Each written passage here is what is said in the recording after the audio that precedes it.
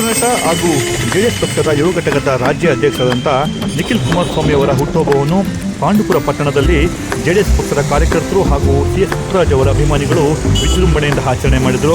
ಪಾಂಡುಪುರ ಪಟ್ಟಣದ ಸಾರ್ವಜನಿಕ ಆಸ್ಪತ್ರೆ ಮುಂದೆ ಜಮಾಯಿಸಿದಂಥ ಜೆಡಿಎಸ್ ಪಕ್ಷದ ಕಾರ್ಯಕರ್ತರು ಆಸ್ಪತ್ರೆಯ ಒಳರೋಗಿಗಳಿಗೆ ಹಣ್ಣು ಹಂಪಲು ವಿತರಣೆ ಮಾಡಿ ನೆಚ್ಚಿನ ನಾಯಕರಾದ ನಿಖಿಲ್ ಕುಮಾರಸ್ವಾಮಿ ಅವರಿಗೆ ಹುಟ್ಟುಹಬ್ಬವನ್ನು ಆಚರಿಸಿದರು.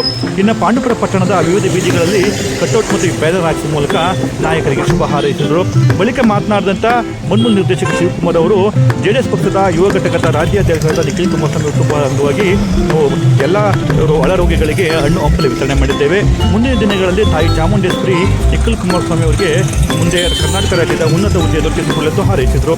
ಇದೇ ಸಂದರ್ಭದಲ್ಲಿ ಜೆಡಿಎಸ್ ಪಕ್ಷದ ಹಲವಾರು ಮುಖಂಡರು ಹಾಜರಿದ್ದರು.